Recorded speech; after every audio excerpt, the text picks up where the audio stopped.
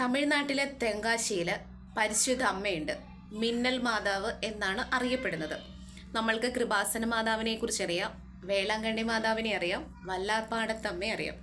ഇതെല്ലാം പരിശുദ്ധ അമ്മയാണ്. പരിശുദ്ധ അമ്മ ഓരോ സ്ഥലങ്ങളിൽ പ്രത്യക്ഷപ്പെട്ട് അടയാളങ്ങളും അത്ഭുതങ്ങളും പ്രവർത്തിച്ചുകൊണ്ടേയിരിക്കുന്നു. എണ്ണമില്ലാതുള്ള അടയാളങ്ങളും അത്ഭുതങ്ങളും പ്രവർത്തിച്ചുകൊണ്ടേയിരിക്കുന്നു. വിശ്വസിക്കുന്നവരിലാണ് ഇത് സംഭവിക്കുന്നത്. ഏത് സ്ഥലത്താണോ പരിശുദ്ധ അമ്മ പ്രത്യക്ഷപ്പെടുന്നത് ആ സ്ഥലത്തിൻ്റെ പേര് ചേർത്താണ് പരിശുദ്ധ അമ്മ അറിയപ്പെടുന്നത്. വേളാങ്കണ്ണി മാതാവ്, വല്ലാർപാടത്തമ്മ, അങ്ങനെ. അതുപോലെ തന്നെ തമിഴ്നാട്ടിലെ തെങ്കാശിയിൽ പരിശുദ്ധ അമ്മ മിന്നൽ മാതാവായിട്ട് അറിയപ്പെടുന്നു. ആ പള്ളിയിൽ 2013 ഒക്ടോബർ 1 ഇടിമിന്നലോട് കൂടിയ അതിഭയങ്കരമായ ഒരു മഴ പെയ്യുകയാണ്.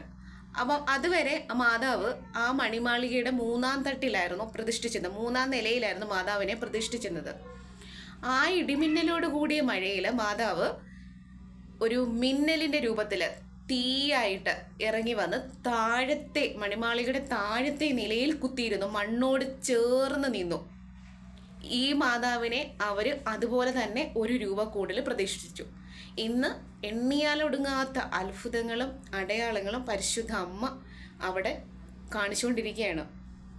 ജോലിയില്ലാത്തവർക്ക് ജോലി, കുട്ടികളില്ലാത്തവർക്ക് കുട്ടി, അങ്ങനെ എണ്ണമില്ലാത്ത അത്ഭുതങ്ങളും അടയാളങ്ങളും അവിടെ സംഭവിക്കുന്നു.